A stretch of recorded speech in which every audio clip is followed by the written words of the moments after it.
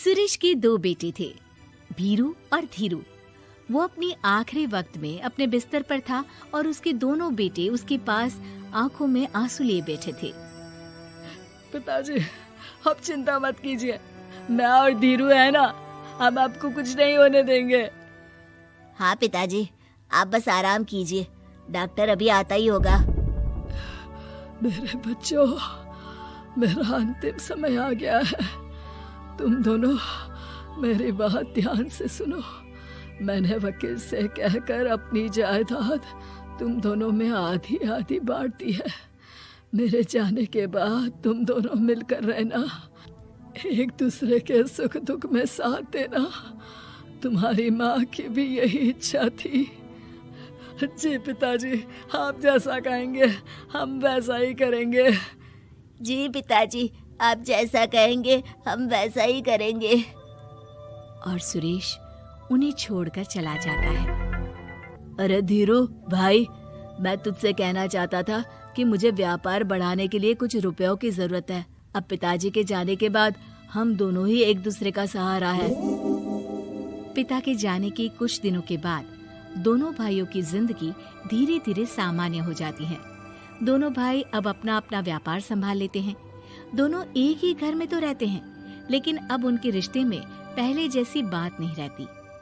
भीरू शुरू से ही लालची था, इसलिए सुरेश ने पहले ही उन दोनों में प्रॉपर्टी का हिस्सा बांटकर लड़ाई की गुंजाइश खत्म कर दी थी। लेकिन पिताजी के जाने के बाद भीरू का लालच बढ़ने लगा। हाँ हाँ भैया, आप बताइए कि मैं आपकी किस तरह से मदद कर सकता हूँ। मुझसे जो बन पड़ेगा मैं करूँगा। अच्छा तो भाई, तू ना मुझे अपनी गाय दे दे। वैसे भी तू पढ़ा लिखा मॉडर्न लड़का है, भला तू गाय का करेगा क्या? लेकिन इससे मेरी ना बहुत मदद हो जाएगी। ठीक है भैया, आखिर भाई ही तो भाई के काम आता है। आप ले लीजिए मेरी गाय और उसे बेचकर आप उन रुपयों को अपने व्यापार में लगा लेना। बस फिर क्या था, भीरू अपने लालच की वजह से आए दिन धीरू से किसी न किसी बहाने पैसे या कीमती सामान ऐंठता रहता और बेचारा सीधा साधा धीरू उसकी मदद कर दिया करता। इसी तरह 2 साल बीत जाते हैं और दोनों भाई शादी कर लेते हैं। शादी होने के साथ ही अपनी बीवी के कहने पर भीरू अपना हिस्सा अलग कर लेता है। अब दोनों भाई अलग अलग रहने लगते हैं। अरे साधना, ये देखो, मैंने आज ही एक बड़ी डील साइन की है। ये शहर का सबसे बड़ी फैक्ट्री का मालिक है। इसके साथ व्यापार करके मेरे व्यापार में दिन दुनी रात चौगुनी तरक्की होगी। लेकिन इसकी बस एक ही शर्त है, अगर इसे हर हफ्ते सामान की पेमेंट नहीं दूंगा तो मुझे इसे जुर्माने के तौर पर बहुत बड़ी रकम देनी होगी। ये तो बड़ी ही चिंता की बात लगती है जी। अरे चिंता कैसी, मैंने पहले ही हिसाब लगा लिया है। मैं इसे हर हफ्ते पेमेंट भी दूंगा और एडवांस पे ऑर्डर भी, तो फिर चिंता काहे की। पास से गुजर रहा भीरू उन दोनों की सारी बातें सुन लेता है और फिर, अरे राधा, सुनती हो? उस धीरू ने आज एक बहुत बड़ी डील साइन की है। ये सुनकर ना मुझे बहुत बुरा लग रहा है। भीरू उसे सारी बात बताता है। तो ऐसे हाथ पे हाथ रख के गुस्सा करने से क्या होने वाला है? आप तो उस डील की कमजोर कड़ी जानते ही हैं, तो मारिए हथौड़ा। अगले दिन धीरू के घर में चोरी होती है और उसमें उसके वो रुपए भी चले जाते हैं जो धीरू डील के मुताबिक क्लाइंट को देने वाला था। फिर शर्त के हिसाब से धीरू को जुर्माने की रकम देने के लिए अपना घर गिरवी रखना पड़ता है और उसका व्यापार भी बंद हो जाता है। सुनिए जी, आप दिल छोटा मत कीजिए। आप कोई ऐसा बिजनेस कीजिए जिसे आप जल्दी से जमा सके और कम पैसों से भी शुरू कर सके। आप फल सब्जियों का व्यापार शुरू कीजिए। तुम ठीक कहती हो, मैं कल से ही मंडी जाकर सब जानकारी लेकर आता हूँ। उधर भीरू और राधा धीरू की बर्बादी की खुशियां मनाने में लग जाते हैं और इधर धीरू खूब मेहनत करके फिर से अपनी आर्थिक हालात पटरी पर ले आता है। लेकिन फिर एक दिन, अजी सुनती हो, तुम यहाँ पर उसके बर्बाद होने की गलत फहमी में खुश हुए जा रहे थे और तुम्हारे भाई का फल सब्जियों का व्यापार बड़ा अच्छा चल निकला है। मैं अभी बाजार में उसकी दुकान देख कर आ रही हूँ। अरे भीड़ लगी हुई थी वहां तो। तो फिर जल्दी से अपने खुराफाती दिमाग से कोई आइडिया निकालो इस मुसीबत का। आइडिया तो बहुत अच्छा है मेरे दिमाग में। अपने भाई से कह के इसके गोदाम में चूहे डलवा दूंगी, फिर देखना नजारा। राधा की चालाकी से धीरू का ये काम भी ठप हो जाता है। अब धीरू और उसकी पत्नी के लिए उधार पर जीने के अलावा कुछ नहीं बचा था। बेचारा ईमानदार धीरू अपने भाई भाभी की चालाकी की वजह से बहुत बुरे दिन काट रहा था। मैं तो बिल्कुल बर्बाद हो गया साधना।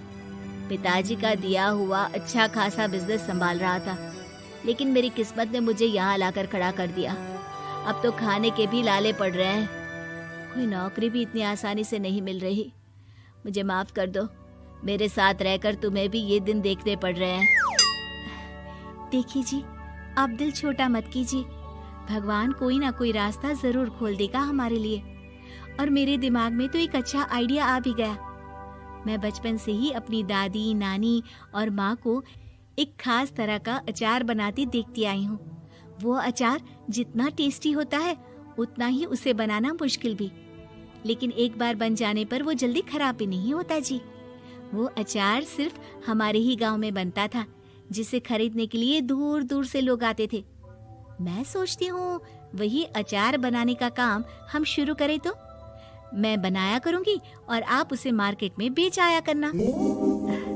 साधना, तुम्हारी बातों से मेरे मन में उम्मीद जाग उठी है, लेकिन ये सब काम शुरू करने के लिए रुपए कहाँ से आएंगे? ए जी, मेरी ये कंगन किस दिन काम आएंगी? आप इन्हें गिरवी रखवा लो और जब पैसे आ जाए तो इन्हें छुड़वा लेना। साधना बाजार जाकर अचार बनाने का सामान लेकर आती है। फिर घर आकर सारे खिड़की दरवाजे बंद करके अचार बनाती है और धीरू उस अचार को पैक करने में साधना की मदद करता है और अगले दिन बाजार में बेच भी आता है। शुरू में सिर्फ 10 बोतल अचार ही बन पाता है, लेकिन उसे बेचकर हुए मुनाफे से अचार की बोतलें 10 से 50 और फिर 1000 और 10,000 हो जाती है। अब धीरू को अपने काम में मदद के लिए कुछ लोगों को भी काम पे रखना पड़ता है, लेकिन अचार अब भी साधना ही बनाती है और अपनी रेसिपी का सीक्रेट बनाए रखती है। अब देखते ही देखते धीरू साधना ब्रांड अचार आसपास के कई शहरों में मशहूर हो जाता है और धीरू के दिन एक बार फिर बदलते हैं। धीरू के पास अब भीरू से दुगना बड़ा घर, गाड़ी, धन, अचार की कई फैक्ट्रीज और नौकर चाकर होते हैं। धीरू की इतनी तरक्की देखकर भीरू और राधा बुरी तरह से जल भुन जाते हैं, लेकिन अब उनके खिलाफ उनकी कोई चाल कामयाब नहीं होती। सुनिए जी, मैं ना कहती थी कि आप हिम्मत रखिए, एक दिन भगवान हमारे रास्ते जरूर खोल देगा। और देखिए जी, आज हम कहां से कहां आ गए। ये सब तुम्हारे फौलाद जैसे मजबूत मन की वजह से हो पाया है साधना, वरना एक समय मैं तो हिम्मत ही हार चुका था। तुमने न सिर्फ मेरा हौसला बढ़ाया, बल्कि बिजनेस में मेरा साथ भी दिया। जहाँ एक तरफ धीरू और साधना अपनी मेहनत और हौसले से बहुत तरक्की कर चुके थे, वहीं दूसरी तरफ धीरू और राधा के लालच और धोखेबाजी की वजह से वो इनकम टैक्स वालों की नजरों में आ चुके थे। भीरू के एक घर पर इनकम टैक्स वालों का छापा पड़ता है और भीरू को काला धन जमा करने के आरोप में जेल जाना पड़ता है।